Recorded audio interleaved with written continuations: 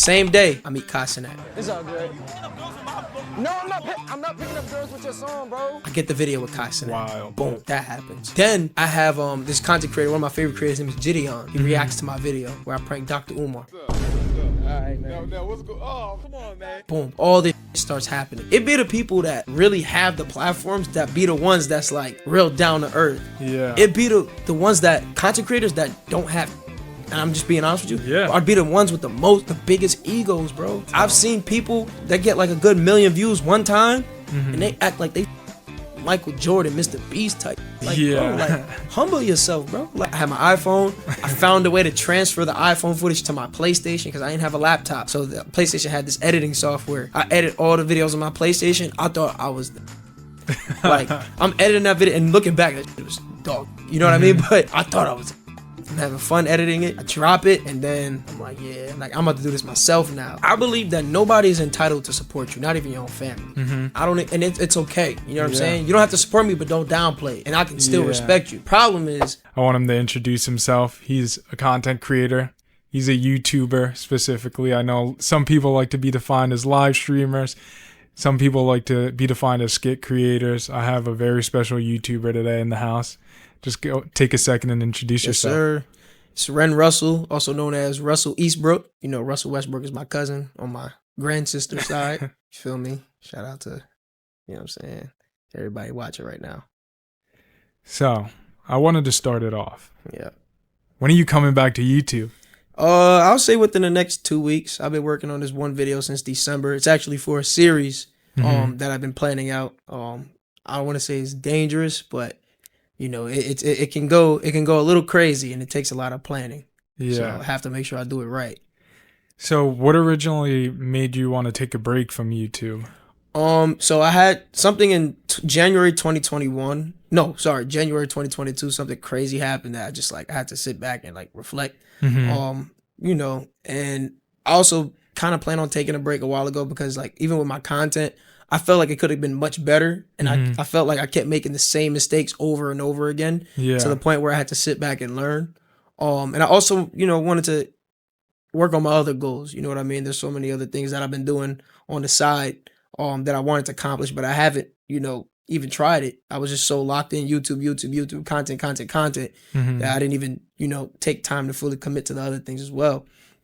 And then, yeah, I played around with TikTok too. So that was actually my biggest platform. And I didn't even try that hard with that one. That's the funny thing about it. Really? Yeah. I didn't try hard on TikTok at all. I just took little clips of my YouTube videos and they would go crazy. And I wasn't even consistent. And I found a way to hit almost 70K. So it's just like, yeah.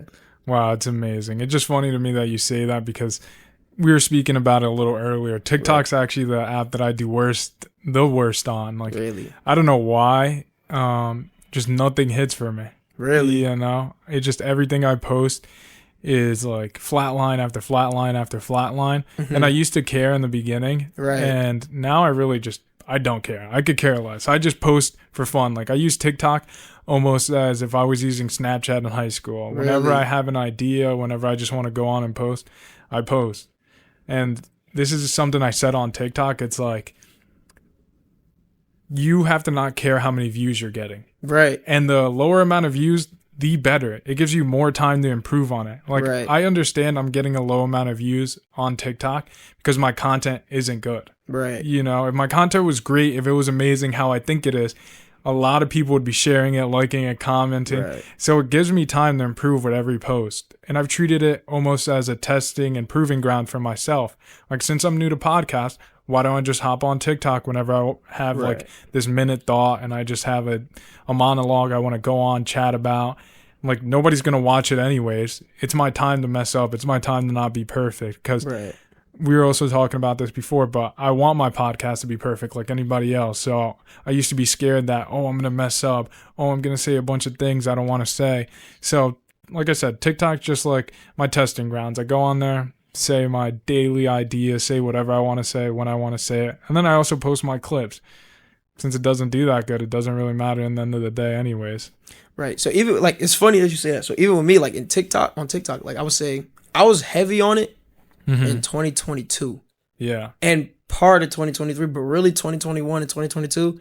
And honestly, I didn't care like about anything. I just post like whatever YouTube video segment, if I thought it was funny, I'll just post a clip version on my TikTok, and it just went crazy. And then a lot of people tell me, like, Ren, you tripping. Like, if you kept posting, and then I was just like, I don't know. Like, I had to fully commit to that break, which, like, it's just crazy timing. Like, you're inviting me now to this podcast, which I appreciate you for that. But you reached out to me at the weirdest time where it's just like, wow, all of a sudden I'm about to come back and post I think it's going to be my biggest video. And now I'm getting invited to a podcast. So it's crazy time. Everything happens for a reason. Yeah. And I believe that as well. Everything does happen for a reason. It's like you said, it's crazy timing because just the way the world works, it's like when you feel like you're out of it, it pulls you back in most situations. Absolutely. You know, it's like you were already planning on coming back, but here I am like, hey, would you love to come on my platform and tell your story? Right. You know, it's crazy how timing works. And so many things have been happening.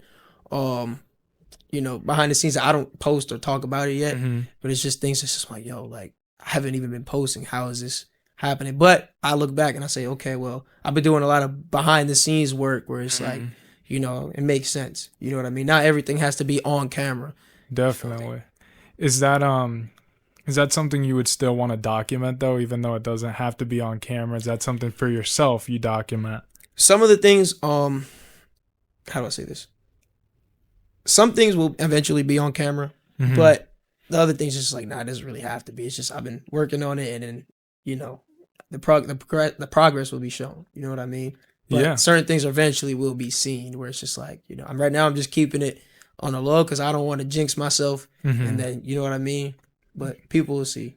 Definitely. And once again, it's funny you said that just because I feel like I'm going through that in my own life right now where there's a lot of things happening behind the scenes. Right. And I always thought when I become a content creator, when I do my podcast, even in my YouTube description, it involves podcasting, vlogs, and behind the scenes. Right. But then I realized like there's a lot of things happening behind the scenes that I don't want the world to know quite yet. Like there's just some things you line up and you're like, once they fall through, once everything's executed on and completed, that's when I want the world to know. Absolutely. Because I was talking to my buddy the other day. I called him and I was just like, some people really pray for your downfall. Even if you think they're supporting you in the background, they're just hating on you and throwing negative energy towards your way. So like, in order to protect myself, my energy, and my beliefs, I just keep it to myself. You know, I got a lot of things I'm working on. I got a lot of things I'm proud of. And in order to keep that positive energy, positive spirit, like I don't need to be sharing all that because something that I might think is positive and I might fall in love with, I tell somebody and they're like, this guy's never going to do that. This guy's never going to achieve that. And like, I don't need to be hearing that. I don't need to be going through that. Like, I need my mind focused on one thing. You know, it's funny. So I don't want to say I'm petty because I'm not. But I remember shit. Oh, I can curse on this. Yeah. I remember shit. And I remember the day I decided, like, it was the day before, like a few days before I was going into my freshman year of college, and I was in the process of buying a camera. I'll never forget one of my friends say, "You're not gonna do anything with this YouTube shit."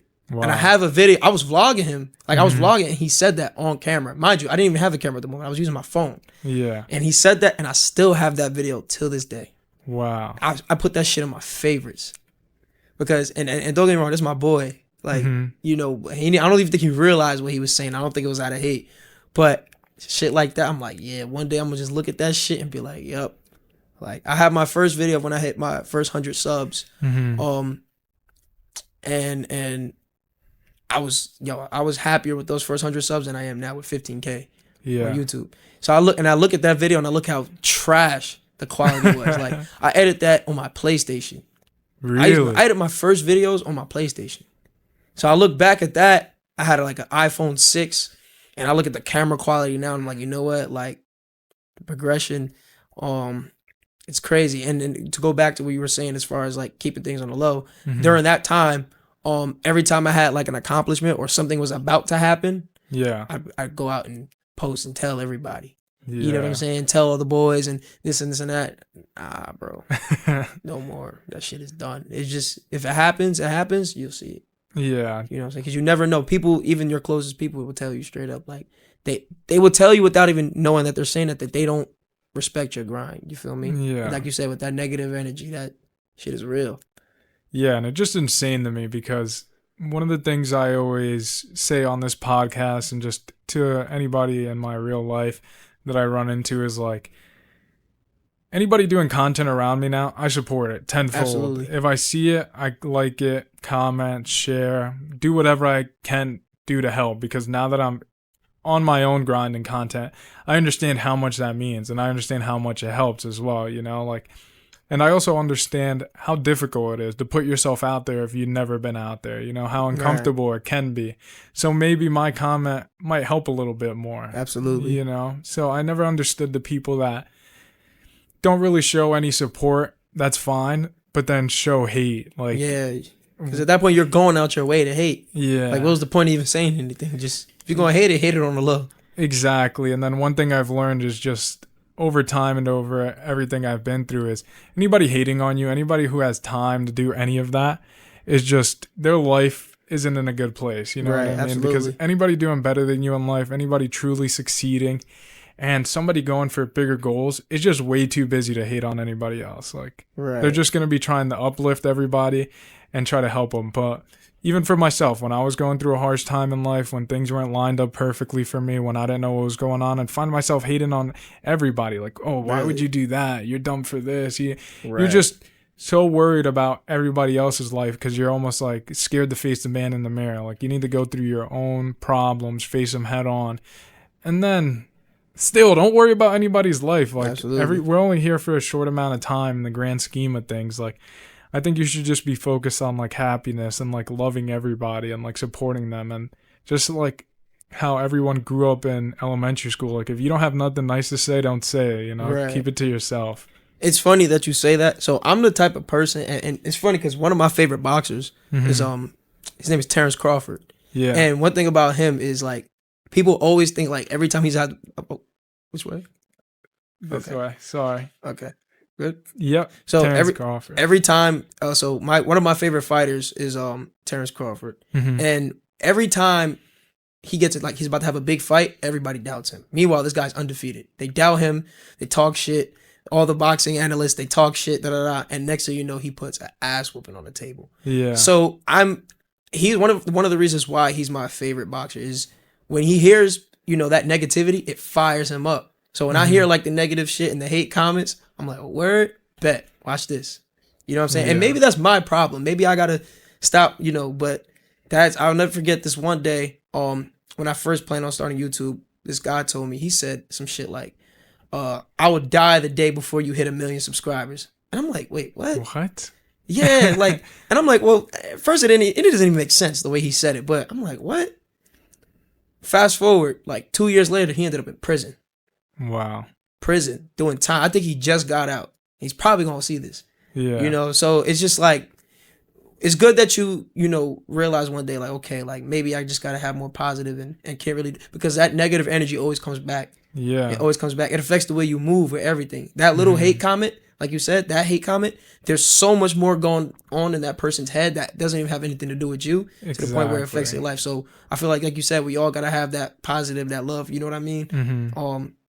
Even if you don't support it, still have that love, you know what I mean? And respect it. Yeah, I have a quote here that I really like, and I wanted to hear your thoughts since we're kind of on the topic. Right. It says, mindset is a mirror. It reflects back to the reality you've trained yourself to believe. Right. Just because what we've been talking about, it's like when you have that positive mindset, when you have a positive outlook on life, absolutely, and you perceive it in a certain way, that's what you're going to see. Yeah. You know, like if you believe I'm going to reach 1 million subs, if you believe you could do something and you're working every day with that intention, right, you're going to be able to do it. It's the people that are like talking to their friends every day. Yeah, I'm going to be a YouTuber. I'm going to hit 1 million. I'm him, I'm this, I'm that. And then not doing anything to work on it. Yeah. Exactly. Don't have the actual mindset of doing it, just all the talk. Yeah. Like, it's not going to happen. Right. And don't get me wrong. There's nothing wrong with that in the sense if you're able to take accountability and say, I need to change. Because I spoke earlier before the cameras were on. I told you, I always wanted to be a content creator. I always wanted to be a streamer, in any facet of the way. I always wanted to do it, but I never did. I was one of those people who was talking to my friends, I could do this. If I did it, I'd blow up. And one day I just had to take accountability. Like, here I am talking and not doing. Yeah. You know, so let me take advantage of the opportunity I have now. Let me start, and then let me go after it. Like, it's okay if you're that way, like I said, but you need to make a change and you need to be accountable in your own life. Like I said, look at the man in the mirror and just be accountable. Absolutely. And it's funny, so you bring up accountability. I had to take that accountability. The thing is, I was grinding. Like, I was on top of everything, but the way I went about it wasn't the right way. And I kept going and going and said, okay, maybe it's gonna work this time and that time. And I know off camera I said, doing the same thing over and over again with no results is insanity. And that's what I was dealing with. Like, I was doing the same thing, not fixing it. So I had to take that accountability and take that break. I have people that reach out to me, oh, Ren, you bullshitting. You not posting. All right. Yeah, I'm not posting now. But when you see that what I've been working on, you're going to look and be like, oh, that's why.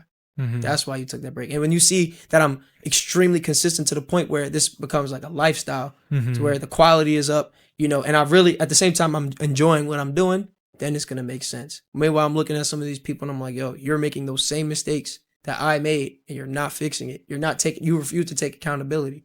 Yeah. You know, and I feel like a lot of content creators, they get caught in that facade of, oh, I'm getting views, so I'm doing good. Sometimes all views aren't good views. You know, even with money, not all money is good money. So you're out here, you know, you're on camera, you're getting all these views, but you're not being yourself. Yeah. You know what I mean? So that's just an example of it. No, and I could definitely agree with you. And I love the point you brought up that not all money is good money, because like it was a topic I talked with Sonny Foz. It was a little bit different in the sense of like, we talked about people who gamble, who do certain things to get money. And it just like, it goes back to it. Like, it messes up your mindset. Like, if you're gambling and you're winning $5,000 on a bet, like, it's going to mess up your mind, because you're like, I can make quick money gambling away. Like, why would I ever go get a job? Why would I ever do this? Yeah. So it's the same thing when it comes to views. Like, if you could get quick views, quick money, acting a certain way, acting out of character, like, why would I act like myself, you know?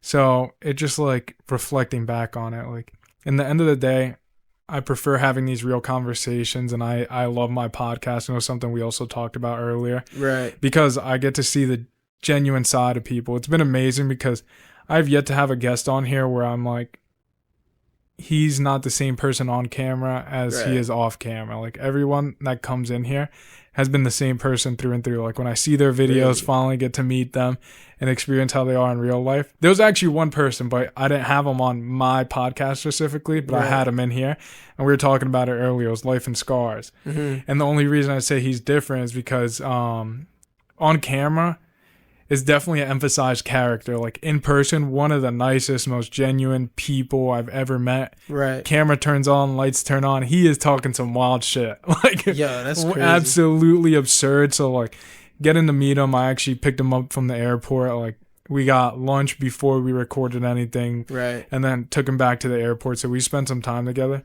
Probably easily one of the nicest, most respectful people I've met. That's crazy. Yeah. And that's one thing, like, even with collaborating with having people on camera. So like, one thing I've been moving different with is the people I collab with. When I see that they're the same person that they are on camera, I respect it more. I respect it more. Definitely. I ran into people that when they, like you said, when that camera turns on, they're a whole different person. Cameras turn off, they're dickheads, bro. Yeah. Dickheads. And I've experienced that. This is the most crazy thing. I've experienced that with my favorite YouTuber. I'm not going to say his name, but I met the one YouTuber that I grew up watching. Like, I literally, like, he's one of the reasons why I wanted to start YouTube. A lot of people probably even know this guy. And the weirdest thing happened where I had the chance to meet him, work with him, and he had his personal driver pick me up. Wow. And I just felt like I was in like it wasn't real. It didn't feel real. Like, yo, this is the guy I grew up watching. Cameras were off. I'm starting to see a little weird shit, you know. I'm like, okay, this guy, he's not really a dickhead yet, but he has potential to be one. Camera turns on, whole personality changes. Wow. I'm like, okay, like, maybe, you know, maybe off camera is just he's a little mellow, but fast forward, time goes by, I see that this guy is a completely different person. So it's actually cool that, you know, you had your guests and they all, you know, they seem pretty, you know, solid on and off camera. Yeah, I would say it's truly a blessing, honestly. Just because the type of person I am, like my parents were immigrants and became citizens moving into this country. Mm-hmm. They didn't have anything. I watched them work their asses off their whole life. Damn. And earn every dollar and everything they have, and everything I have is thanks to my parents working their ass off, you know what I mean? So they were in the gutter, and when they didn't have anything, they were still the nicest people in the world. Right. So I learned a lot from them, like a lot of humility, a lot of gratitude, and it just taught me how to be throughout my life. Like, definitely I had points where I was a dickhead, but Really? it's just like points of you being childish and being a kid, you know. But now Right. that I'm a little bit older, I've definitely grown a lot and grown into my own individual person. And just through life experiences, it's something that I said earlier, like, why not love? You know what I mean? Why be a Yeah. dickhead? Why be... There's no point. You gain nothing out of it you at all. genuinely gain nothing out of it. Right. So it's not that I want to gain anything from anybody. I just want to be myself. I want to be nice. I want to be loved. You know what I mean? Right. It's like, I don't want to put that negative energy out there. I think it's so unnecessary. Like, I genuinely never want to hate on anybody. Like, if I have nothing nice to say, I won't say it once again. Like, I just want to spread peace, love, and positivity. You know? Absolutely. I'm not going to be the most positive guy all the time. You know what I mean? Right. Life happens. I'm just a Right. regular guy at the end of the day. But at the same time, I'm always going to have the mindset of being positive and continuing on pushing that positivity out into the world, because that's what's truly going to help people. Like, that's what's also amazing about this podcast and the platform I'm slowly building is, like, I look to build it in order to help others. You know, I hope this becomes a place where people could come to for life advice, come to for motivation, and come to look at that, like, life isn't perfect, and that's okay. You Right. know, regardless of who you want to be, who you want to become, there's steps you have to take to get there. You know what I mean? Right. It's okay not to be perfect. It's okay to have days that you're not doing any work, days that you just feel terrible, days where, like, maybe in your head it's not the best, but you realize, like, everyone goes through that. And it's Right. still okay. Like, there's still tomorrow, you know what I mean? But you have to get after it tomorrow. Right. And you have to keep chasing, you know what I mean? That's 'Cause why it's called the grind. exactly. Absolutely. And one thing I heard from you, which is really cool, it's like you fell in love with the process, I had to especially learn this it. time around. Like, Yeah. how do you feel like you had to learn it? Like, when did that happen for you? It was like during the break and during the time off? Most definitely during the time off. Mhm. It's funny because at the time when I was really grinding, like Mhm. on top of everything, I always said I ain't gonna take a break. Yeah. I had that because I was young and stupid. Like, I'm still young, but like I was way younger. Like, and I'm like, I don't, there's no point in taking a break. Just keep going, going, going. And then I was just like, damn, like, it finally hit me while I was in that process of that break. Like, yeah, you know what? Just enjoy the process. If I'm making videos that I like, and it's the quality that I wanted at, and the editing is good, and I'm getting to meet the people that I want to meet, Mm-hmm. you know what I mean? It doesn't have to be have a million views yet. You know what I mean? Yeah. Like, that's just gonna happen as the process goes through. You know what I mean? And it's funny that you say that. So even when I met another YouTuber, like I've been around a lot of people that's just like, damn, like that person's up. And one of them told me, shout out to Canel Joseph. Canel Yeah. Joseph, he's this prankster that I've worked with before. Real cool dude, and I've seen him grow. Mm-hmm. He told me, he was just like, yo, enjoy the process, because once you get to a certain point, it's just like, yo, it seems like more like a job. When Yeah. he said that, he said some shit like it's gonna be a job or it's more like a business. Mm-hmm. And then when he said that, I was just like, damn, like I'm looking at this dude, like he's getting all the views, he has the fans, like, and he's telling me this shit right now. Yeah. And I'm like, damn, I really gotta enjoy the process because he's been through this shit. He's been through the process. So, yeah. It's funny you say that because I had a guest on, Patrick. He does NJ Outdoor Adventures. Mhm. He has a following of around like 5 million across all the platforms. And it was something he reiterated to me. It's like, this is a business. YouTube's a business. And if you want to succeed, you have to treat it as such. Like, Right. he put it to me this way. If you don't post for 2-3 weeks, it's just like if you have a coffee shop and you don't open for 2-3 weeks, all your customers are going to be gone, you know? Yeah. They're not expecting it. So that's when I kind of turned the switch on in my head, and I'm like, all right, I need to be consistent. Right. You know, regardless of if I think it's a bad or good video, I still need to try and be consistent and give the best product to my customers that I believe is the best product, and really put full effort into it. Not just like, all right, I have motivation because I had you on and you were an amazing guest, and then now I could stop looking for guests for the next few weeks because I think this video is going to eat. Like, no, it's like I need to keep trying to become better with everything I do, because it is a business at the end of the day. You know, I can't let the people down. And that's just how you got to look at it, which is crazy. And some people don't like, I'm telling you right now, I have people that hit me up and be like, Ren, just post. You got to do this. You got to do that. You have no clue what's going on in my head. Yeah. You know, and it's funny that you say, like, you want to be consistent. I don't want to just drop a video and knowing that, you know, and say, oh, I'm back and I'm going to do this and that. And next thing you know, it's just boom, I'm not posting anymore. Yeah. You know what I'm saying? So people they don't understand that process and getting back in the groove. Like, even when I do this, you know, come back, it's like, okay, I'm going to post a YouTube video, like maybe like once every 2 weeks, just to slowly get back and build that snowball effect. And then drop, like, you know, little shorts here and there. And then, you know, but it's when I feel like I'm ready. And that's what people they forget. It's when you're ready and you go at your pace, because your pace and somebody else's pace is completely different. You don't know what they got going on. You know what I mean? Completely agree, because that's something I struggled with in the beginning. I was going off other people's pace. Like, I need to drop an episode every week. I need to produce this. I was comparing myself to bigger YouTubers, which was where I was messing up. Right. Because how could I compare myself to somebody who's already been doing this for 5 years? Absolutely. You know, I'm just getting started. I need to give myself some leniency and not be so hard on myself, in the sense of, like, I don't need to be perfect. Once again, I'm just getting started. Like, I just need to try. That's it. As long as I'm giving 110% effort, which with every video, and like you said, as long as I'm not making the same mistakes constantly and improving with every video, like, in the end of the day, it really doesn't matter. And it's something that I've had to learn and continuing to learn with everything I do. Right. It's not something that comes easy. It comes with a lot of time and a lot of effort. And I think that's, unless you're a content creator or a YouTuber, unless you've created a video for yourself, that's something you could never understand. You don't understand how much effort goes into a 10-minute video, how much time is invested, and how much, like, insanity, honestly, just goes into creating a 10-minute video, 20, 30 minutes. Like, yeah, no, it's insane to me. People don't understand the production behind things. That's why I got respect for people like Mr. Beast, yo. They...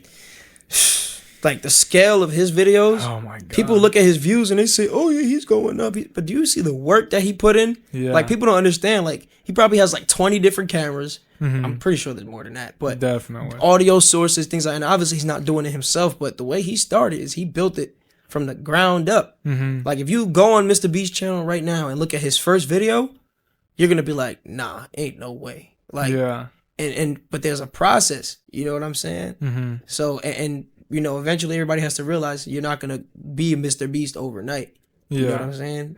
It's cool that you said that, because that's also another point I bring up on the show a lot. It's like, if you go to his first video, I think it's important. Like, if you want to start a YouTube channel, if you have a YouTuber you look up to and you're like, I want to create like this, I think it's important to go to their first video and see, like, they were far from perfect when they did it, you know? And I tell everybody, like, go to my first podcast. I genuinely think of my first podcast was shit.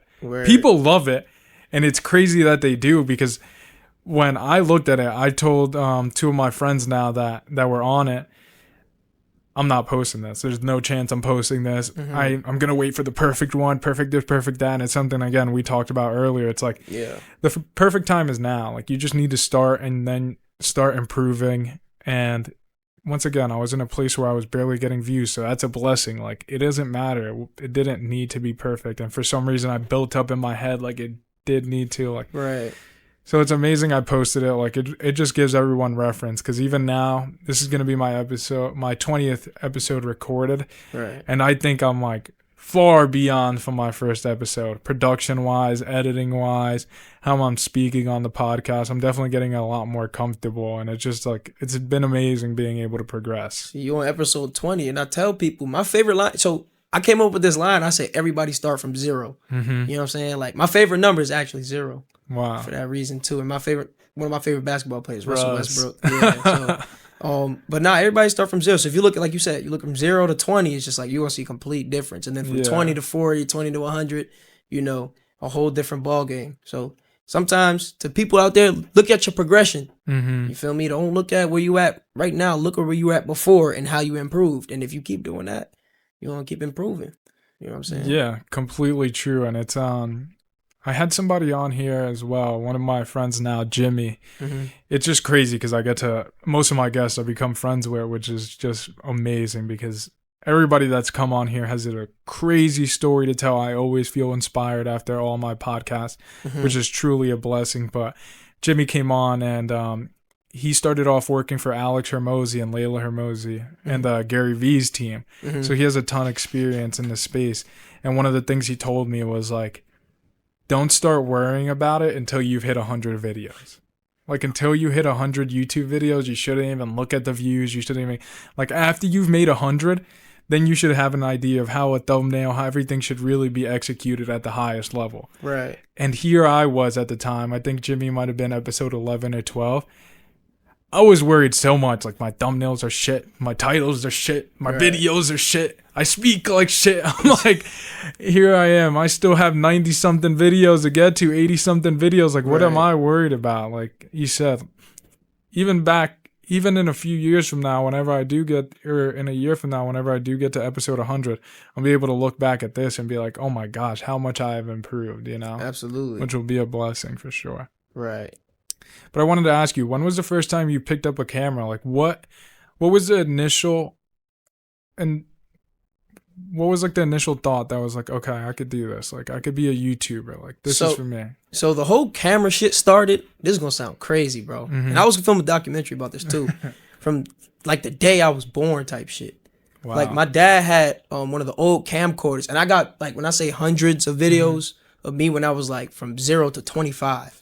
Like as a baby, couldn't even talk, shit in a diaper type shit. Like that was when it started. So like naturally, like I was brainwashed to like cameras without even realizing it. Wow. You know what I'm saying? My dad would have conversations with me.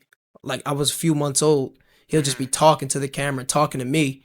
And then I would say around like 2014. No, I got introduced to Tom Green. That was a prankster.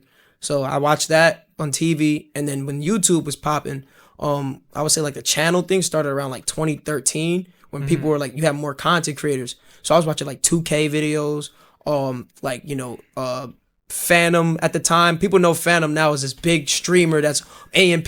That shit was not a thing before. He was like a regular content creator playing video games. So during that era, I watched, my favorite game was 2K. I watched them play 2K and then I'm like, damn, I want to do that too. You know, and then boom, one day, I was at the basketball court. I would say it was like 2017. I was at the basketball court with my friends and they was talking shit back and forth, going at it. So I'm like, you know, let me record this shit. Like, this is funny. You know, they were just talking shit. It was hilarious. And I'm like, you know what? I want to upload it on YouTube because I want everybody to school see it. So I grabbed I had my iPhone. I found a way to transfer the iPhone footage to my PlayStation because I didn't have a laptop. Yeah. So the PlayStation had this editing software. I edit all the videos on my PlayStation. I thought I was the shit. Like, I'm editing that video and looking back, that shit was dog shit. You know what I mean? But I thought I was the shit. I'm having fun editing it. I drop it. And then I'm like, yeah, like I'm about to do this myself now. Like, you know. So it started off with a basketball game, as far as the YouTube end. But it was crazy. I was against social media. Really? How come? I didn't have, cause like in high school, I used to see all the drama behind it. People was on some wild shit, like, and I was just like, yeah, I don't want no part of that. But I got, you know, somebody convinced me. They was like, yeah, we got a group chat. One of all my homies was in the group chat. It was like, you're the only one without social media. So I was like, fuck it. I was like 17. Wow. When I made my, so yup. So and ever since then, after that video, me recording them in the game, I'm like, you know what? I'm posting everything now. So I already like cameras. You know what I mean? Yeah, might as well put yourself out there. Right. Because one thing I say to people is like, with social media, every post is a lottery ticket. It's a free lottery ticket too. Yeah, especially now. It's a lot different. Yeah, definitely. So it's like, why not bet on yourself? Like, why not play the lottery? Why not put yourself out there? Especially, like, I think everyone has something interesting to offer, regardless if they see it or not. And even for myself, I didn't see it. You know what I mean? I thought I wasn't interesting in the beginning. I'm like, what the hell am I going to go on and talk about? What am I going to record? Yeah. But I put it into a different perspective. which is something I always talk about, is like perspective is so important in life. But the perspective I have on this certain topic is like, with 7 billion people out there, it might even be 8 billion now, I'm not too sure. Mm-hmm. You're telling me you can't find 100,000 people that have the same interest as you?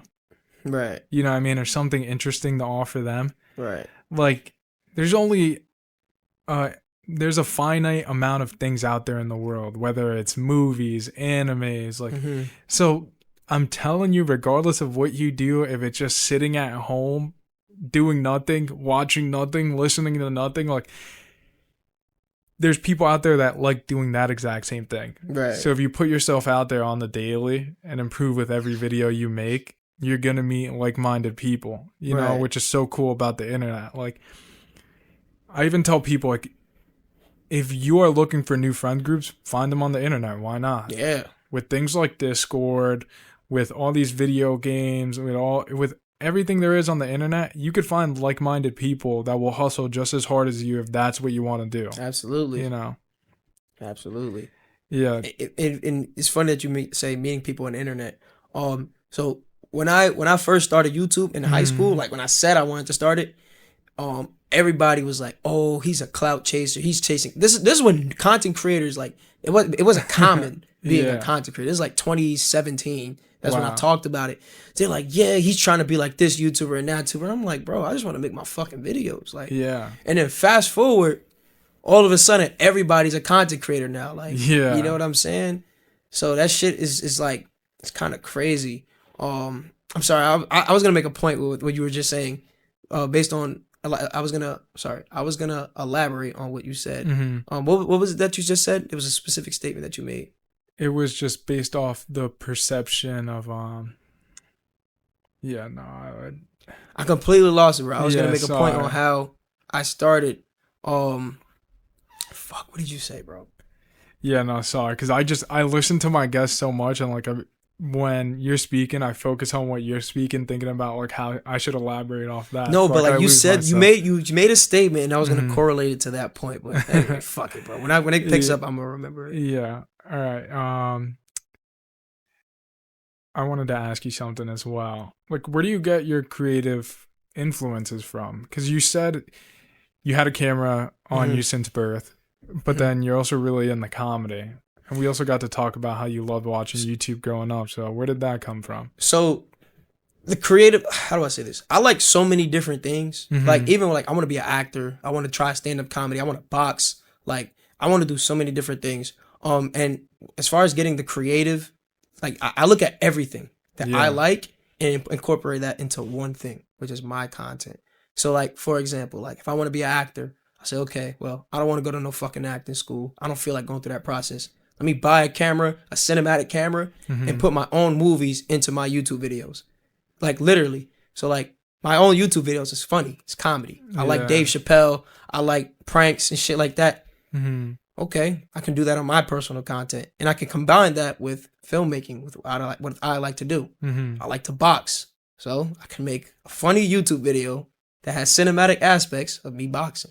Yeah. So, all I do is take everything that I like, film, sports, comedy, put that all into one thing. Because with content creating, like, the sky is the limit. You can do anything. You know what I'm saying? I like video games too. Make videos that correlate to video games with comedy, filmmaking, everything. And I feel like once you take everything that you like and put it all into one thing, it's so easy. So I'll be coming up with the craziest ideas that I haven't even posted yet. Like, you know, and there's some that I have posted, like, I don't know if you know Dr. Umar. Yeah. So that was one of my craziest videos. Like, I pranked him, and that gained a lot of recognition. So, oh my goodness. So I saw you posted, actually. How did you get the chance to meet Canal Joseph? How did that go about? So I remember when he had less than 100,000 subs. Like, I was just watching a lower, like how do I say this? The underground YouTubers who at the time he was underground, and I supported his grind because I think he was homeless. Yeah, he was a homeless dude doing pranks. Yeah, and one day, like, I seen he finally hit 100K, and I'm just like, damn, like, you know. So I forgot what happened. I think I was in his Discord or some shit, and then I had one of his editors as a friend on Discord. I didn't even know it was this editor at the time. Wow. Then I seen that he was gonna be in New Jersey and New York. So I'm like, you know what, let me just hit him up. Like, you know, I always want to film with the creators that I like to watch. You know what I'm saying? Yeah. And I was filming a little mini series where I deliver a penny to people that inspire my content. You know what I'm saying? Like little, like not even just a penny, like different objects. So for example, with him, it was a penny. I'll give him a penny and he holds on to it. And when I blow up, he returns 25 cents to me. So that was the deal. So I hit him up and I was just surprised that he responded. He finally responded. He was like, all right, I'm down to do it. Meet me here. So I had to come from Central Jersey to Queens to do it. I met him. Everything was cool. And then I found out, like, you know, he was going to be back in New Jersey for a series he was filming where he goes to every state in America. And I was just like, yo, I'd like to be your tour guide for New Jersey. And then we filmed, like, I helped him with like 3 videos, but it was over the course of like a few weeks. And then he actually, I was just like, you know what? Fuck it. Like, I want to have him in one of my videos as well. And yo, I would say out of any creator that I met, he was probably the most solid one. Like, you would, like, bro, it got to the point where, like, we're not like best friends or no shit like that. Like, but it got to the point where I didn't even look at him like a big YouTuber. Like, it was just like, he's just a regular dude that's just trying to, you know what I'm saying, grind shit out. Yeah. You know what I'm saying? So, and then we filmed my video. I had the time of my life filming that shit. But I also got to learn what it's like from a bigger YouTuber's point of view on how shit really goes. You feel me? That experience was definitely top 5. Like, you know what I'm saying? It was crazy, bro. We filmed this video where we went to the most haunted road in America. Really? Yeah. But then, no, we were supposed to go to the most haunted road. And even in the video, we had complications. So I went to a random road in the woods and I set it up like it was some crazy shit. And it was wild, yo. It was fucking wild. So that was cool. Yeah, I've just a few people I've filmed with and met and talked to. He was one of them. That was definitely cool. Yeah, that's cool you said that. He seems like a really down-to-earth, genuine guy, which is cool. Because it's something that, throughout the process of my YouTube journey, it's something I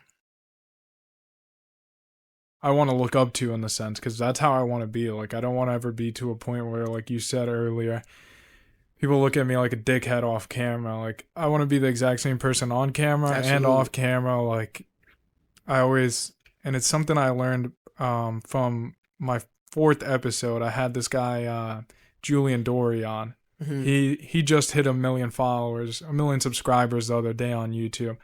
And it was crazy because he gave me an opportunity to go into his studio and interview him. And I was like, dude, that is amazing. Absolutely. Like, with all those followers, he didn't need to give me that opportunity. He didn't need to give me that chance. And it just taught me like how much humility and like genuine he was and what a nice person he really was. And like it changed my whole perspective. I tell everybody this, that like if it wasn't for him, I would have probably stopped podcasting. Really? Just because of my mindset at the time, what was going on in my private life at the time. Like it wasn't the best. And he really inspired me and showed me what it took. Because like I said, he just hit 1 million, right? He works 7 days a week for the last 5 years. Wow. Yeah. He drops 3-hour episodes. That's crazy. Grinds. And like after I left his house, I remember it was one of my friend's birthday.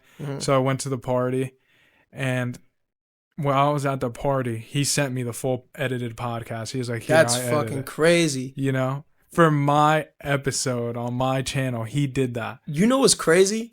So there's something similar that's very similar to what happened with me and Canel. So we filmed the video, right? And I'm not gonna lie, my cameraman's my boy, bro. Shout out to P-Way. But the shit was fucked up. Like he was my cameraman for that video. The shit was fucked up. The camera footage was so fucked up.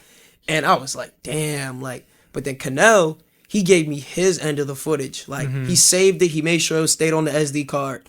And he helped me with that shit, bro. Like I was just like, damn. He even told me while we were shooting, he was like, look, I'm gonna record it and have my POV if it's okay. But like, just in case anything happens, take this footage. And the moral of the story is like, yo, like basically even what you're saying, it be the people that like really have the platforms that be the ones that's like real down to earth. Yeah. It be the ones that the content creators that don't have shit, and I'm just being honest with you, are be the ones with the biggest egos, bro. Like I've seen people that get like a good 1 million views one time, and they act like they fucking Michael Jordan, Mr. Beast type shit. Like, bro, like humble yourself, bro. Like Because you never know where somebody else is going to end up. You acted like a dickhead with somebody. You never know where that person can take you in the long run or how they'll treat you. They might be a solid person and you just burning bridges because you want to be an asshole. Yeah. So I'm telling you, bro, it be the people that's really up that give you those opportunities that really help out. You know what I'm saying? And we have this narrative now where it's like people are Hollywood that have those big platforms. Yeah. Nah, like not Far all the from time. it, yeah. Not all the time. I could completely agree. I think it's hilarious you said that because I actually just experienced that recently. I have somebody who like, he has probably like 20,000 followers on Instagram. He doesn't have any other platforms and I've been inviting him on. And he was like, yeah, I'm down, bro. Yeah, I'm down, bro. He said it a few times. And then the fourth time when I asked him recently, I'd gap it out between like 2-3 months.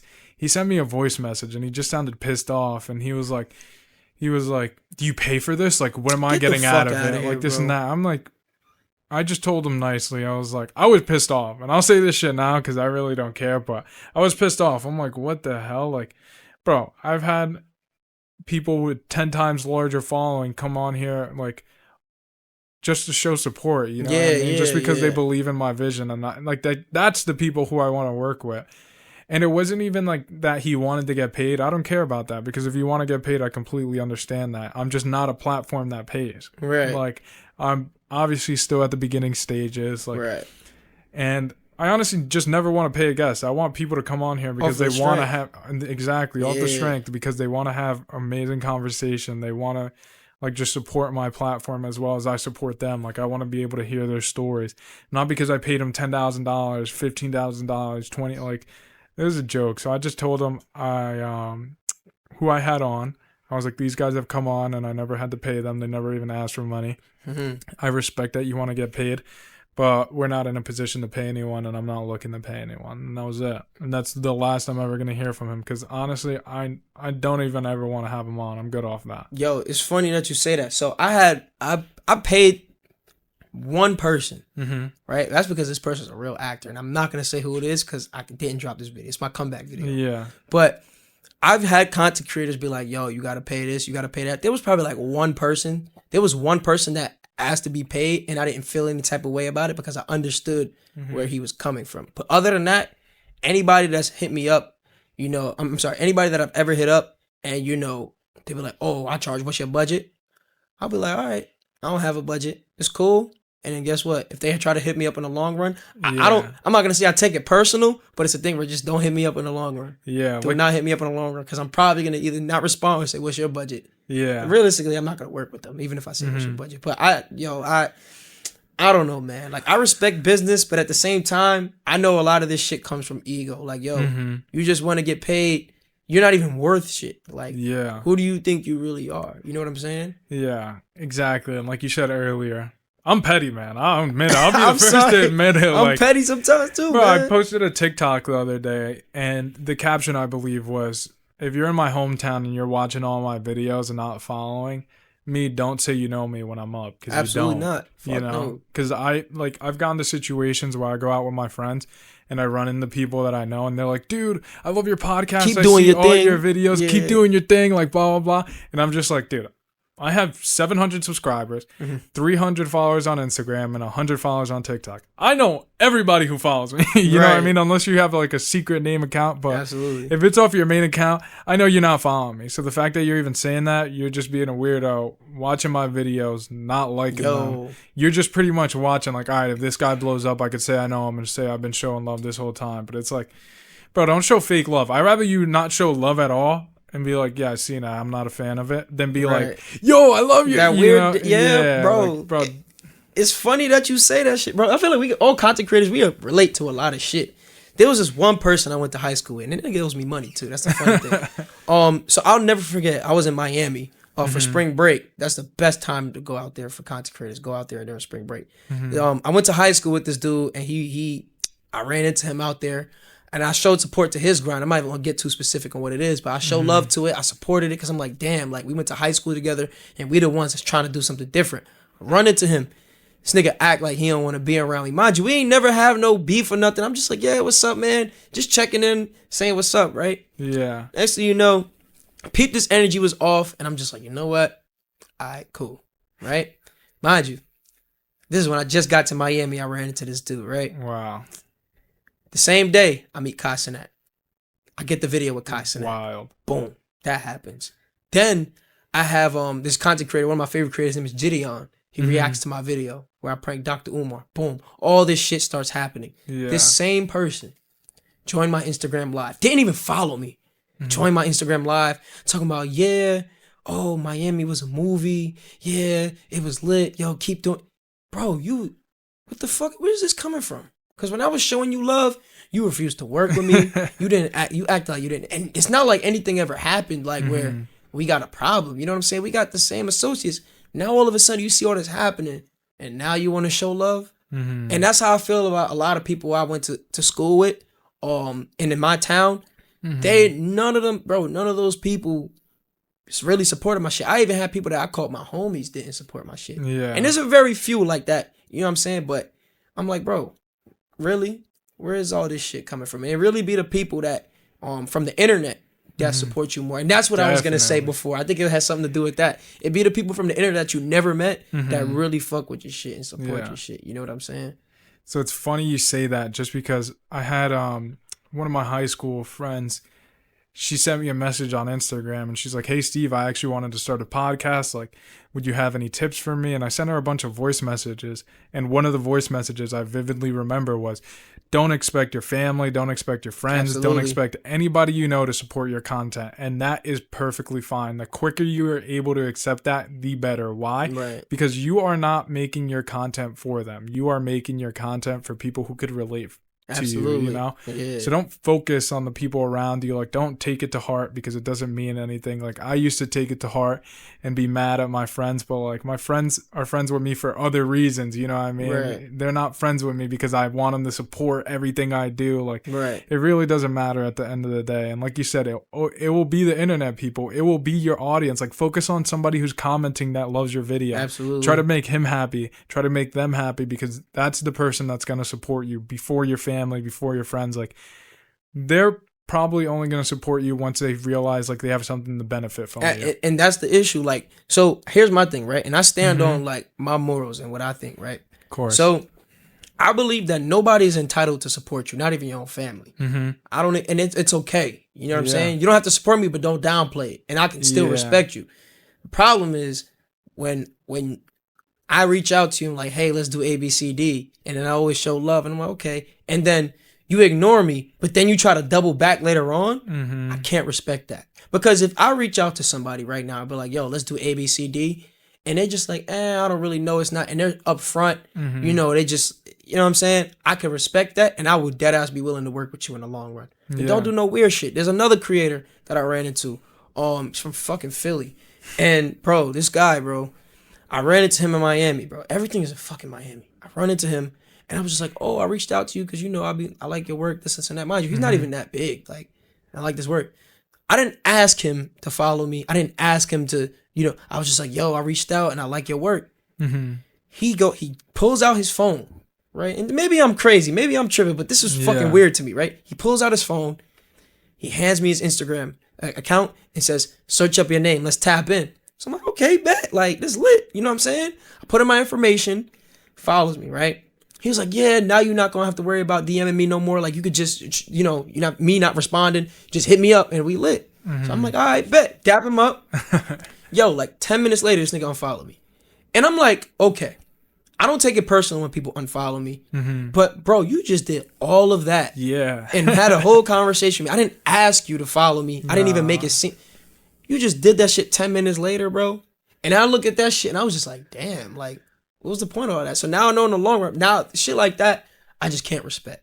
Yeah. You feel me? I don't dislike the person. It's just like, bro, that's just not me. You know what I'm saying? So, like I said, nobody's entitled to support you, but just don't do weird shit that make me look at you like, the fuck was that? You know what I mean? And that's definitely weird shit. Like, that's why I just respect honesty. And then the end of the day, like, bro, if you don't want to tap in, if you don't want to do anything with me, that's perfectly fine. You know what I mean? Don't go out your way to give me your fucking phone and say tap in. Like, that was just mad weird. And 10 minutes later, it's different if like you after a while you're just like, all right, I'm not doing anything, and you know what I'm saying? Yeah. But I didn't ask you to do all that. You know what I mean? So I think that's honestly why I got pissed off too when the guy messaged me to pay him, because he said he would come on prior times when he was down, and then out of now all of a nowhere, sudden, it was like a rude message, like as if I was bothering him, blowing up his phone. Meanwhile, I would send a few messages like every few months just to see if he wanted. It wasn't like every day. No, it was like over the course of 8 months, I messaged him 4 times, you know, which is crazy. Like, it'd be weird. I don't know. It's weird. I unfollowed him the second that happened. I'm like, I'm good.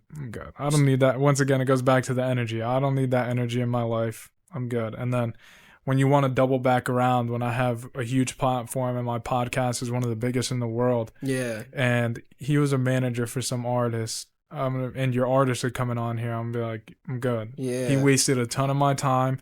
And that's one thing I really don't like is when people waste my time. Like, oh my God. please just respect my time. Because I always respect people's times. Like, I'm a person that you see me, I either text back right away because I'm on my phone, or I text back the second I can. If it's hours later, I was just busy. But it's like I respect people's time so much, and I appreciate people's time. So don't take my time for granted. You know what I mean? I value my time so much. It's something that's finite, and it's something we don't have enough of anymore. You know what I mean? It's running out every second. So please, like, don't play with my time ever. Right. Like, I take that as the like biggest sign of disrespect, and I can't look at you the same if you play with my time. You know what's funny? So even when you hit me up before this shit, like, and you asked me what day and time, I knew Thursday was gonna be the day I can do it, right? And I don't know if you peeped, but I gave you a time range. I said from 1:30 to 2 around that time. So I knew I had some shit to do before I got here, like days ahead of time. And I'm like, yo, I gotta make sure. Like, actually, I was supposed to get a haircut before this shit. Yeah. But I was, no, I'm so serious. I was supposed to get a haircut. So I'm like, yo, I had some fucking clippers in the car. I'm just like, nah, I'm not about to waste this dude time because I know what it's like. I've been on productions. And on top of that, I'm like, bro, this shit grind at the end of the day. So I don't even want to disrespect it.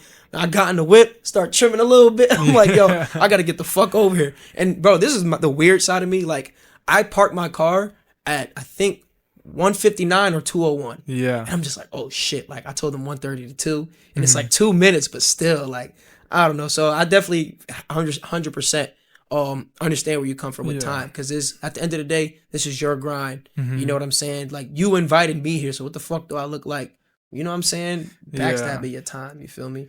And I completely respect that. Like, that's like an honorable trait in everybody that has it, and it's honestly amazing. Like, and I appreciate you for coming. You know, what I hope I look like, good on camera with the cut though, bro. Because I'm like, nah, I'm skipping that cut. I'm sitting in the barber. I'm looking at the time. I'm like, nah, fuck this shit. I'm gonna go. Like, yeah, no, I felt that. I've had so many like interviews and podcasts where I just have a dusty ass cut, like, or like.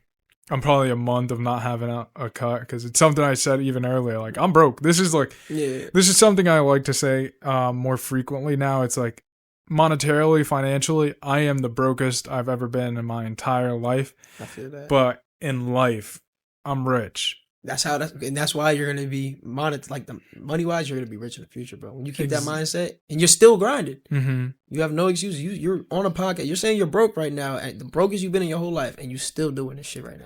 Because I realize, like, bro, money doesn't matter. Absolutely. Like, obviously, having money to live, have food, just be able to provide for your own life. Yeah. I understand that, but in the sense of like, I need to kill myself over attempting to get money. I need to drain my energy, drain my life, like my soul, you know what I mean, to get money and have that be my sole purpose. Like, it's not what's going to make me happy. It's not what's going to make me fulfilled. So instead of chasing money, now I'm chasing fulfillment. I'm chasing happiness. I'm chasing growing my relationship, things that truly matter in my life. Yeah, nah, most definitely. Even with content creators now, they feel like they have to get paid. People always ask me how much you get paid. I don't get shit. Like, I don't get paid shit. You got to find the love for it. You know what I'm saying? Hey, yeah, bro. One thing I do want to say is I do want to invest money into my content. I was never scared to do that. I would drop a bag. I'm not gonna lie. I have dropped bags on videos that I didn't even drop yet. No bullshit. This is gonna sound crazy. There's a video that I'm not dropping until next year, and I don't want to say what it is. For a reason. But I would say I probably put 3 bands into this one video. Wow. One video. Because I know for a fact, there's no fucking way that this shit, for one video, think about this. And I'm not even a big creator. And I know it sounds stupid now. But, you know, and I tell people, yo, invest in your brand. Like, money doesn't matter. but at the same time still invest in the brand. I mean, even like with your setup, like you knew that you wanted to get to a certain point. You want your content to look a certain way. You put that money into it. You know what I'm saying? But when you're so fascinated by that money to the point where, I'm only doing this shit to get paid, you're going to lose the love for it. And it's going to feel like a job, because we only go to a job to get paid. It's the same shit with this content shit. Do you really love it, or do you just want to get paid? That's going to determine this if you're passionate or your job. You feel me? Exactly. I'm like, one thing we spoke about, and I feel like I've spoken about almost on all my podcasts, because it's just such an important fact of the matter when you're doing this. Like, you need to fall in love with what you're doing. You need to fall in love with the journey, because without that, when you're at the top, it's just going to feel like a black hole. Like, it's going to feel so pointless. Like, what I do this for? And then that passion, that love, it's just like, you're going to stop. You know what I mean? There's no way you continue at that point. Right. There was a point that you said that I really liked, and it was like, invest in yourself. You have to put money into it. And I'm only going to tell a little bit about it now, because it's still a part of my process. But it's like, I've gone into debt to make videos. I've gone into debt to do this. Like, this is something I haven't talked about, but people in my personal life know. Like, I quit my job to do this and pursue this. Like, when I started this, I was making $0. And off of my personal YouTube, off of my personal content, I make $0. I do this because I love this. You know what I mean? Yeah.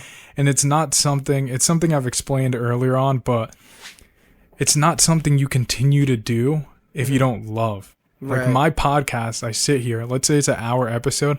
I record every individual camera. After doing that, I need to sit down for at least 4 hours and edit every individual camera. I come out with shorts every day. Those shorts take me about 2 hours because I'm not the best editor. That's crazy. So the amount of hours that go into a production of one episode, like, it's a full-time job. And I'm doing that for $0. You're not going to be doing that if you don't love it, you know? Absolutely. And the sacrifices I've had to make to get to this point is insane. And a lot of people wouldn't make that. And the only reason I'm saying a lot of people wouldn't make those sacrifices is because they don't truly love it. Like, I had to fall in love with the process. I thought it was something I loved in the beginning. And then I realized quick, like, I had to sit down with myself and be like, do I truly love this? Like, because it's something that you're going to feel like you're wasting hours on if you don't love it. And now it's like, I'm not wasting hours. I'm utilizing my hours to pursue my dream and continue to get better at my dream, at my passion. And like I say again, I don't care about money. Yeah. Whether I make money off this or not, I'm going to be happy. You know what I mean? Yeah. I want to make money. Don't get me wrong. Like anybody else, like, I believe this podcast definitely can make money in the future, but the sole reason for me wanting to make money is to make sure my family good. Like, it's something I've said on one of my earlier episodes. Like, I want to make money from this to know, like, if my sister needs something, if my brother needs something, my mom needs something, my dad needs something, they know they're good. Right. I could care less. Like, people in my personal life also know this. And if you watch any of my content, you probably know this. Dude, this is a Marshall's t-shirt. Like, I'm either rocking a black polo Marshall's t-shirt or a Pro Clubs t-shirt that was $7. And I have like 20 of the same black tees, 20 of the same white tees. Like, I told my dad this earlier. I was like, I haven't gone shopping in years. That's a fact. I haven't taken a vacation in 2-3 years, you know, but it's because, like, now I realize what's important to me. Now I know what I need to save up for. Now I know what I need to invest in. And it's just like these materialistic things just really don't matter to me in the end of the day. Right. You know, it's funny that you're saying that, even with like investing in yourself and like clothes and shit like that. So I look at a lot of these dudes that make content and they got on the flyest fit, right? But I'm like, bro, your quality's like shit. Low key. And I don't bash nobody's content, but I'm like, bro, you investing into the wrong thing. So, like, I see people, like, they talk about, oh, I got these pants, these cost this, they cost that. Bro, like, my fucking camera costs more than, like, the shit that you wear, like, your fucking car. You know what I'm saying? So it's like, and I like to, I honestly, this might be crazy, I like to say I invest into my content. I like saying that shit because, like you said, it shows how much, it can show how much you really love what you do and what you do. You know what I'm saying?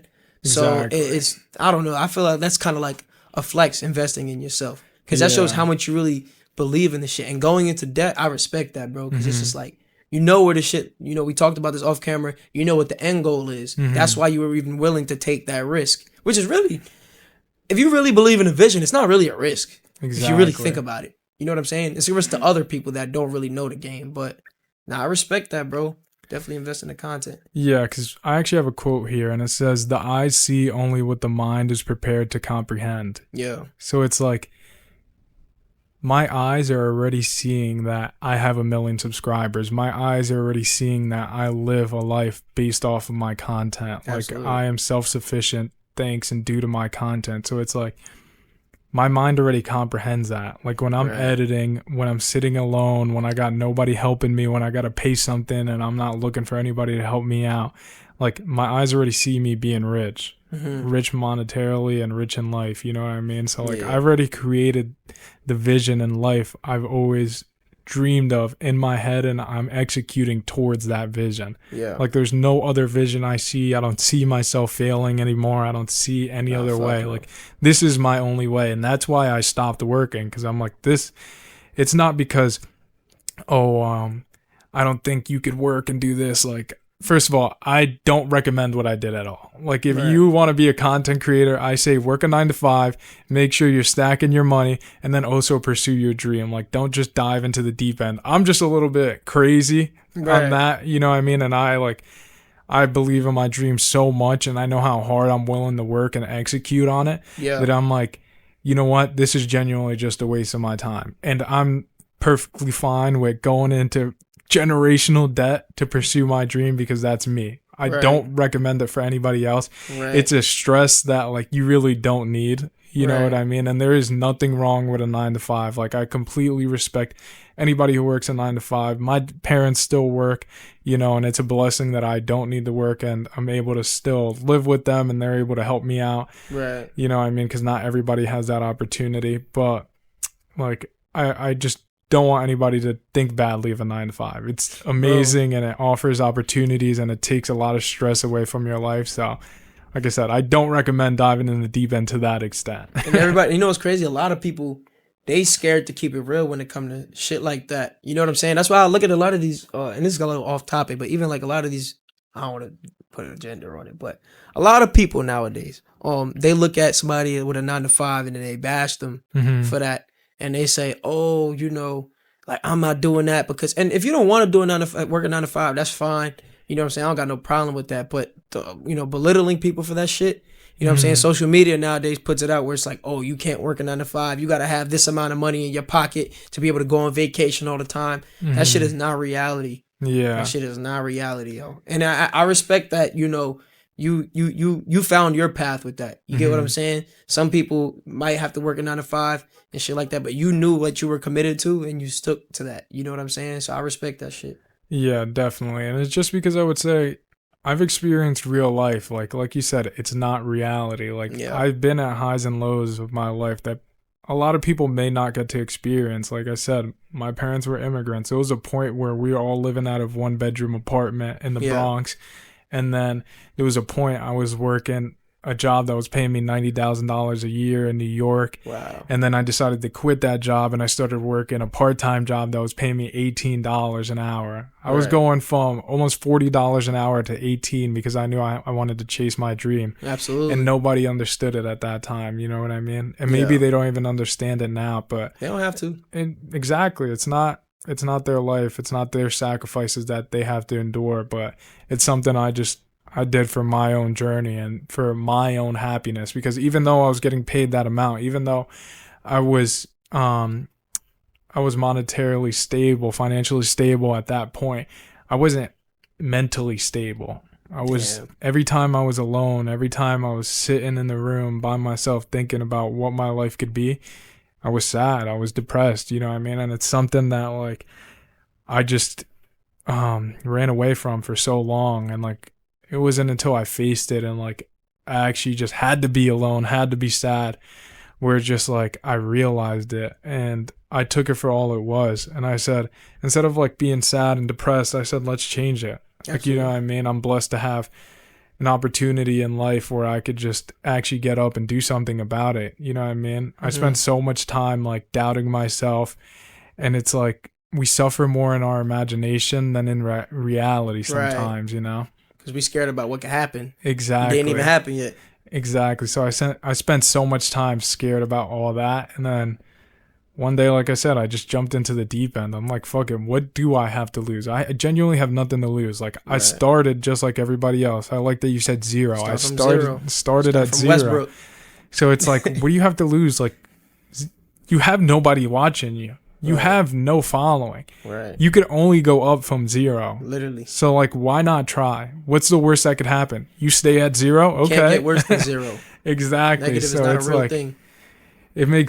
It's crazy I'm able to say this now, but it makes no sense to me when people don't try. And that's why I have this podcast, and that's why I come on here and say those type of things, because it's like, I want to motivate everyone to try. Absolutely. Like, regardless of what facet of like life they want to try, and like, go ahead, you know what I mean? If you want to go into the NBA, like when I talk to little kids, I try to motivate them as much as possible, and like speak life into them in the sense of like, dude, whatever you want to do in the world, just do it. Yeah. Because one of the reasons like I'm not working that job anymore is I was speaking to my brother the other day, and I love how I put it into terms. It's like, when I was a kid, I dreamed about touching the moon, grabbing a few stars on the way back, and doing that 100 times over again. Yeah. I didn't think about sitting in an office, providing for myself, being able to buy one house, being able to go on a few vacations. Like, I thought about trying everything in the world, succeeding, failing. And it's just like, now that I grew up, for some reason, life just told me not to do it. And it's like, somewhere along the lines, I stopped dreaming. So yeah, like, so that's what I was about to say. Like, essentially, you felt like, with that job, you were holding yourself back. Definitely. And you didn't really get to like fully commit to, like you said, your dream. That makes sense. Exactly. And it had nothing to do with the job. It had everything to do with me. Oh, so like you weren't giving yourself a chance. That's how you felt. Yeah, because I was comfortable. Right. I was making the most money I've ever made in my life. Like, I knew I was going to move up year by year, get a raise. You know, I mean, I was comfortable. What's not to be comfortable about? You're getting a check every 2 weeks. You have health insurance.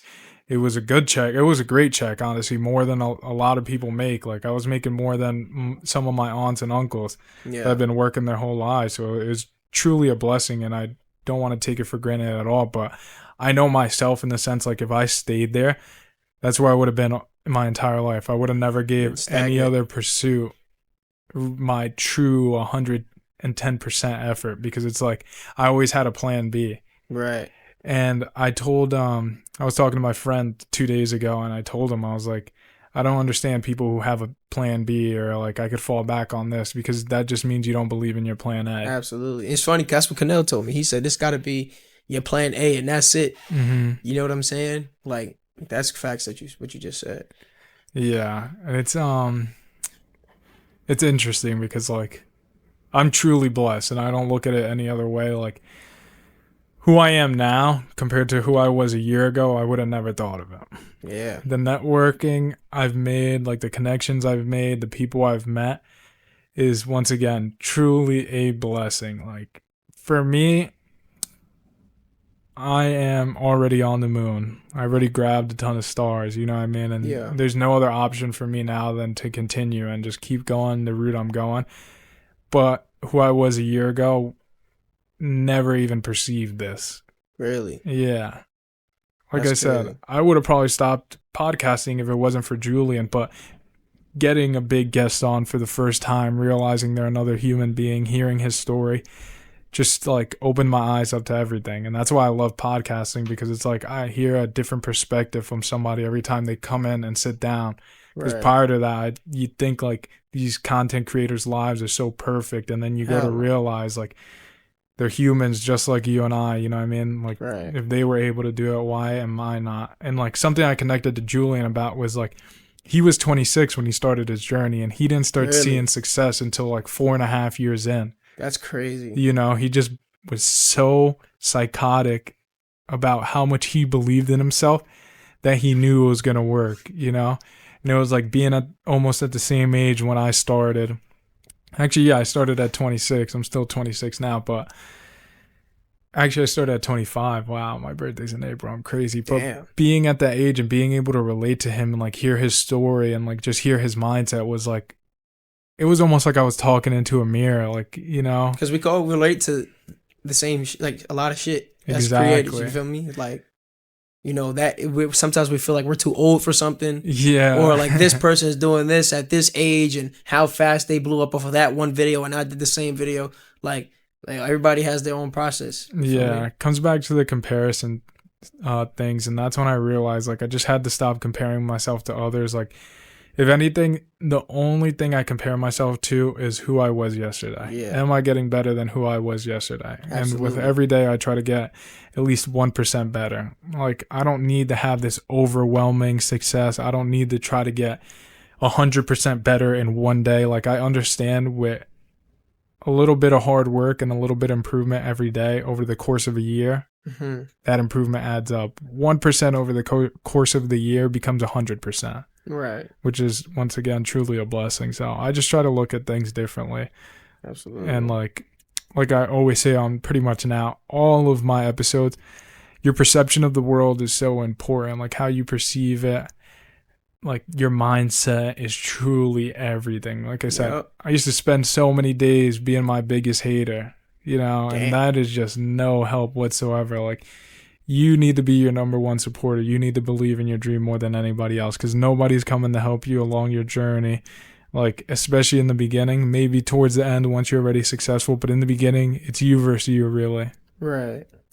You are your own worst enemy, dude. That's what they be saying. Yeah. But I actually, on my interview with Jaden Violet, he said something that was interesting. He said something along the lines like, if you could imagine such a terrible life for yourself and you suffering so much in imagination, why can't you do the opposite? Like, why can't you be completely happy and imagine you being the richest, most successful person in the world, the happiest person in the world, you know? So, yeah, it's just interesting. It's a good way to think about it, definitely. Positive thinking always, it leads to something good. You feel me? And that's why even with surrounding yourself around people, like, I like to be around people that's doing better than me. Yeah. Cause like you forcing yourself to do good at that point. Like, you know what I'm saying? When you're around, that's why I don't like the street shit. Like when I see a lot of people doing street shit on the internet, I'm like, bro, that's all bad vibes. Like that shit, all you're doing is, and you're spreading that negative shit to somebody else that's watching, especially kids. You know what I'm saying? So when you keep those happy and positive thoughts, on top of that, you're even spreading that to someone else. There's times that I'll be mad as hell. I'll be in the store and I got an attitude. Like, I'm not saying nothing to nobody, though. But in my head, I'm like, yo, I don't want to even feel like dealing with nobody. And then some random person who, I don't know who this person is, never met them a day in my life. They're just, oh, how are you today? And I'm like, you know what? I start lightening up. And I'm like, yeah. So that's just the positive and negative spreading. You know what I'm saying? And then eventually that positive shit leads on to good. Yeah, I could definitely agree with you. And I'm just laughing in my own head hearing you say that, just because, like, I've been through the same thing, and I try to, like, in every aspect of my life, I try to not take everything to heart. Like, because, like you said, there's been some days where I just don't feel like talking to anybody. I'm just in my moods. But then I realized, like, I can't even spend the whole 24 hours like that anymore. I used to spend a whole day, maybe even weeks at a time, just being, like, down and out and angry at the world and angry at this or that.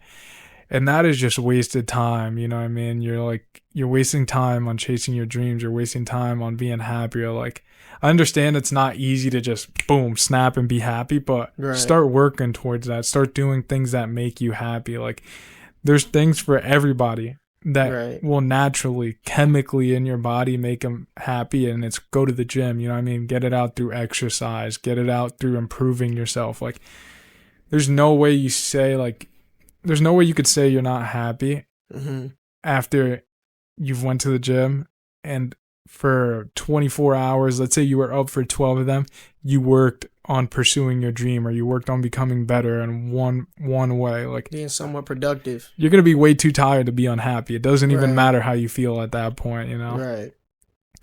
That's why it's always good not to be stagnant. Always have some form of motion. Yeah. Where do you want to take your YouTube journey now that you're coming back? Do you want to pivot at all? So when I say, how do I say this?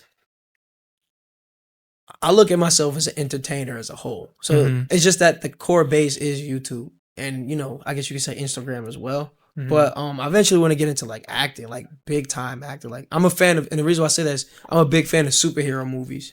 Since I was a kid, that's all I watch was superhero movies, you know. But at the same time, I also want to have a positive influence on people. I want to build like recreational centers and things like that. And like, I want like to have a system where I teach kids, specifically in New York and Jersey, that aren't fortunate. I want to be able to like show them like there's other things that you can do. Yeah. You know, like nowadays, a lot of kids, they looked up to dumbass rappers, like the ones that's always getting into bullshit, and then they see that shit and they're like, oh, I want to do that too. But like, I want them to see like there's other shit that you could do that's considered cool. Like, I understand some people don't like school and shit like that. You know what I'm saying? I've seen it a lot. Kids don't want to go to school. They don't want to work a regular job. There's alternative options. You can look up to people that's doing positive shit. Like, I don't see nothing wrong with picking up a camera and talking to the camera or doing a podcast. You know what I'm saying? Like, I want to show people that you can do that no matter how old you are. You know what I'm saying? But I want to do that. The way I want to influence people to do that is by doing my thing.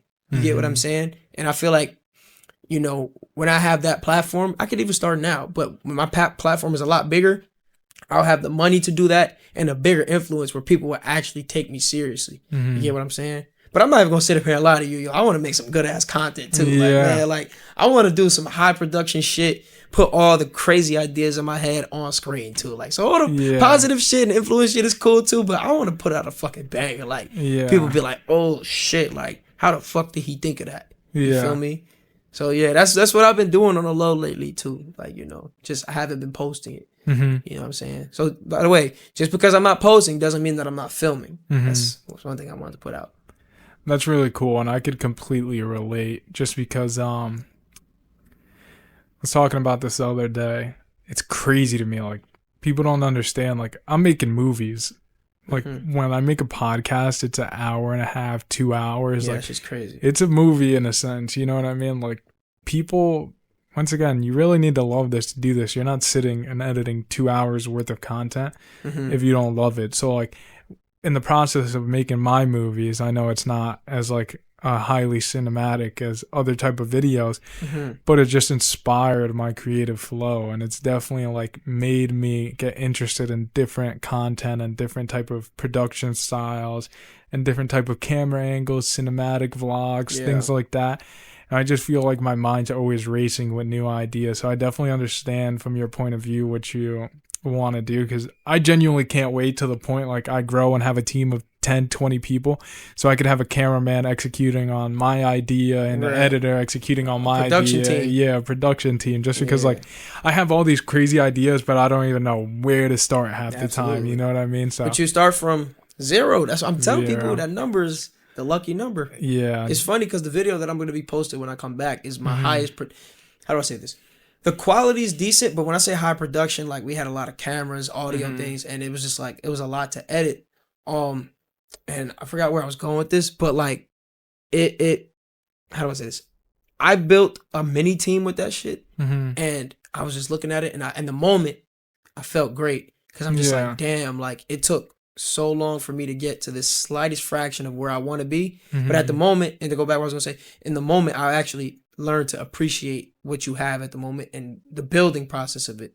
You know what I'm saying? It's funny because I'm hearing you say you want a production team. Like, trust me, when you eventually you might even have like one person helping you, and then it's gonna be two people. Those two people, you're gonna value that shit when it first happens. You'll be like, damn. And then once eventually when you get 10, you know, you're gonna be like, shit, this is amazing. Then you're gonna have 20, 30. It's just a building process. Just appreciate it when you have that one though. Don't forget that. Yeah, and trust me, I definitely will, because the hours I spend on editing and just producing the content is insane. So I know already how much just even a shorts editor would help me out a ton, because just the amount of time I spent, let's say I had a shorts editor, it would help me just do other things, you know what I mean? Have more time to find more guests, have more time to prepare more for my podcast. So either way, it's going to be a blessing whenever it does happen. I'm looking to grow my team now slowly, but I know it's going to happen. Regardless if it happens today or tomorrow, I'm in no rush, just because, once again, I'm enjoying the process. I really have love for the process now. And I understand, what was it that I wanted to say?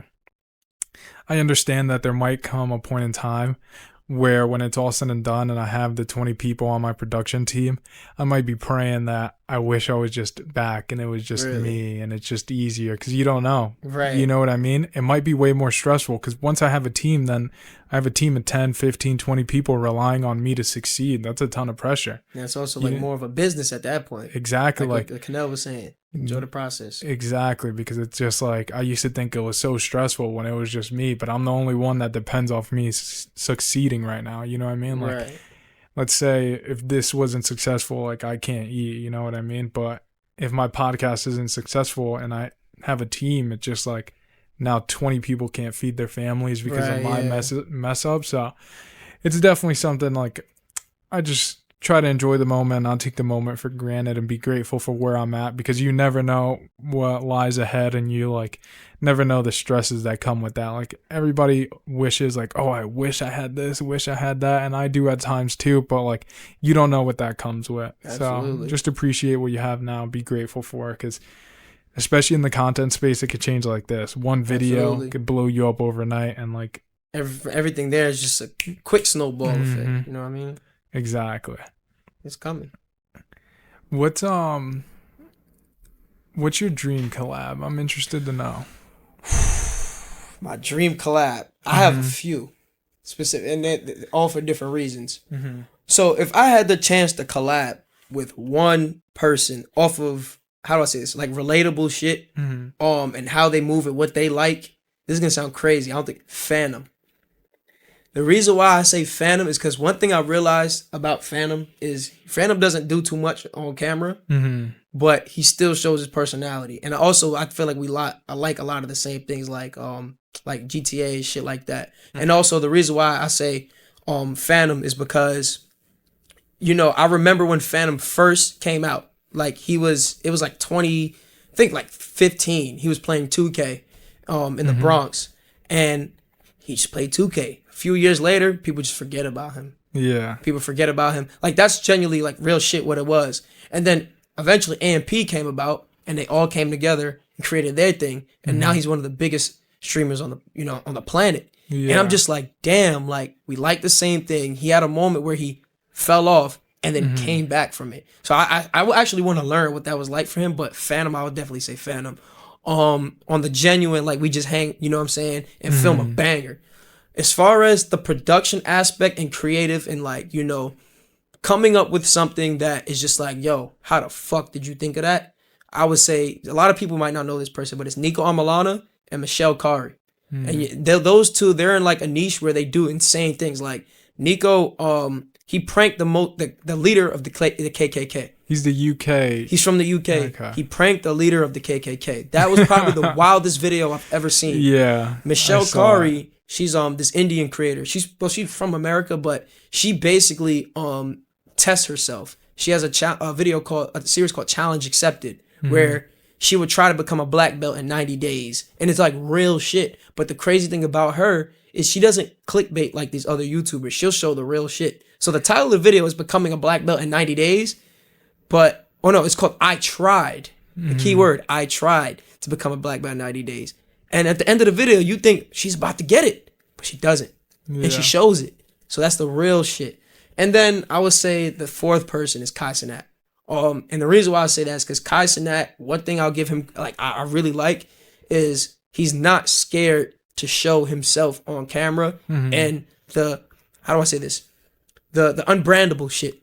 So like people, like when Kai first came out, they tried to say like he's not mainstream and we can't promote that because he has this attitude. He's loud. He's this. He's that. And at the time, Twitch wasn't really like a platform for black creators. It was not at all. But then Ada Ross came about. I feel like he changed that. And he put a lot of dudes on. But then Kai came and took everything in hip hop and what you see in a black creator, he put that on a platform where black people weren't doing that shit. Yeah. And that completely, now you have fucking rappers that would have never thought would have collabed with a content creator.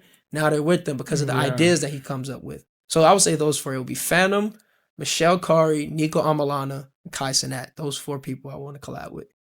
I'm gonna collab with those people. Yeah. I know for a fact. I know for a fact. I like that mindset. That's a mindset you have to have in life. Like, you just know you're gonna do it. Right. And Jadeon too. Jadeon was one of the Yeah. biggest like YouTubers that showed me love at first. So those top 5 actually. I gotta look in her name is Michelle. Michelle Kari has Kari. uploaded. I would probably say my favorite video ever. Mm-hmm. It was I tried to become a black belt in 90 days or some shit like that. That shit was insane. I'm gonna look her up. It was after personal. this. Her Yeah. content is very personal, but she's doing like wild shit. But I'm putting Phantom number 1. Yeah. Yeah. Yeah, I mean, Phantom would be a cool interview for me because of all the reasons you stated, and then another reason just he's Dominican. He's one of Yeah. the De Lo Mío. Yeah. I mean, Phantom, but as far as like the content itself, I would say Nico. Yeah. Because I feel like we have similar He would crazy ideas. Yeah. But yeah, Phantom and Nico. As Phantom far and as Nico. person, Phantom for sure. Yeah. I gotcha. Yeah. Dream interview. Yeah. What would you say? My dream interview. And it can only be one. Honestly, I don't know. You know. Nah, I genuinely don't. Really? Yeah, no. One of my, cause I currently became friends with somebody who has a large following, and he's been helping me out, like reach out to creators and stuff. And he asked me like, all right, give me 10 people who would be a dream interview. And like, my thing is like, when I think of like dream interview or like, I just genuinely don't idolize anyone in that sense. Like, Really? yeah, like, Not even inspiration? no. Really? Yeah, no inspiration. Maybe like Joe Rogan, just because of how long he's been doing it and Right. like the platform he has, and he's just funny, and like I've always watched his podcasts and stuff. But like now that I actually do podcasts, I barely consume any content. Like I have a TV in my room, and I couldn't tell you the last time I turned it on to watch anything. Like I try my best not to scroll, you know. Right. But like content wise, like the only content I watch now is people who come on this podcast.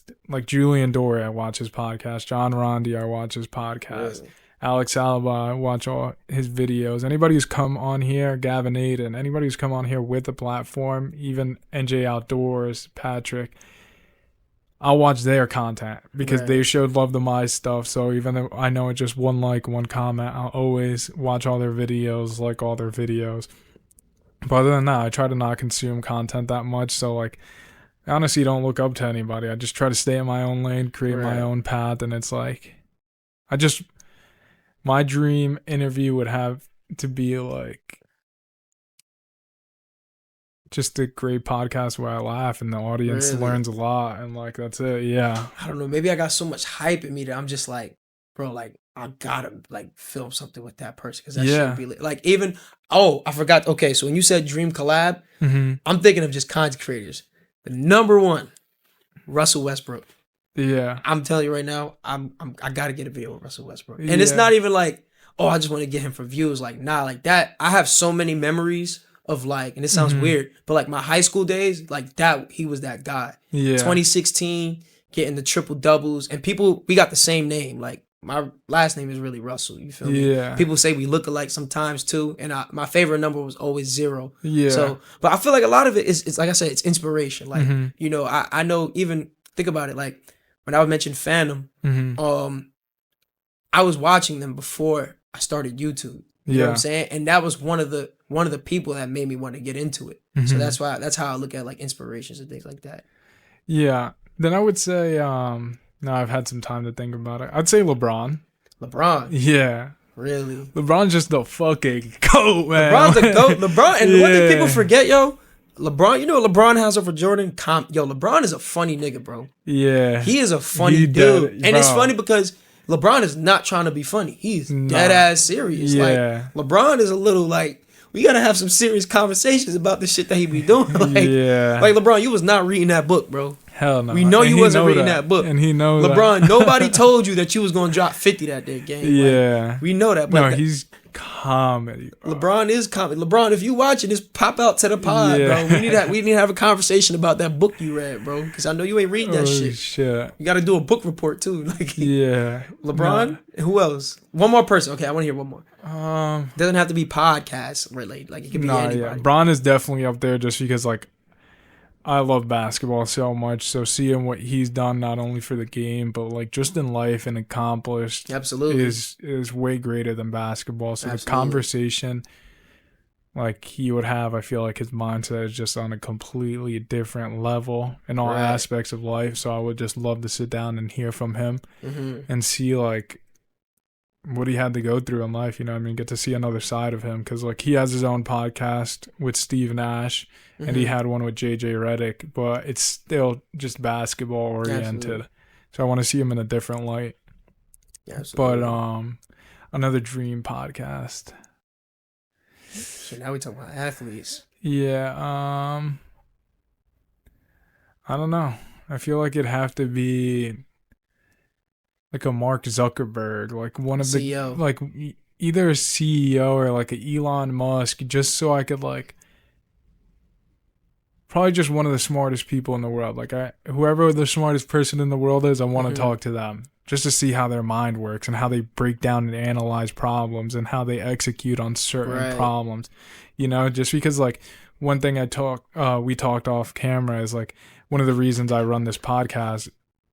Yes, it might be to motivate others. Yes, it might be to motivate the people in my life to start something as well. But in the true beginning of it all is to motivate myself. Like I get to talk to amazing creators, amazing entrepreneurs with amazing mindsets, and that just motivates me. Like when I have terrible days and I get to hear stories of how people got out of that gutter, it's like it just helps me, you know? So I feel like if I talk to the smartest mind in the world at the end of the day, it just helps me even more. Yeah, absolutely. Yeah. Shit, now we talking about athletes, so there's a few athletes I want to clap. Yeah. Fuck. Terrence Crawford, Shakur Stevenson. Yo, bro. You're going to have these people on your podcast one day, and it's going to be top tier. Yeah, I believe I see it happening. Yeah. That would be cool. Athletes-wise, I think Tom Brady. Of course, Tom Brady. I'm out of football head, so I want to know. You tapped in with boxing? A little bit. Okay. Yeah, not too much. I know of Terrence Crawford though and Shakur Stevenson. Yeah, Shakur's from Newark. Really? Yeah, Crawford's from like Nebraska, which is crazy. Yeah, you never hear anybody from Nebraska doing shit. Like, yeah. So seeing that and like, I truly believe. I don't know if you're familiar with like the fight that's about to come up with him and Canelo Alvarez. Yeah. Like, this is like a real thing. Like, if he beats that Canelo Alvarez, like, I don't know if you like understand boxing how it works. A lot of people are saying like he is top 5 of all time if he does that. You gotta understand, like, boxing weight matters. You know, you're coming from 147 to 168. Yeah. To fight who is not even just they say the best Mexican boxer, but one of the best of all time. Canelo's up there like as a GOAT.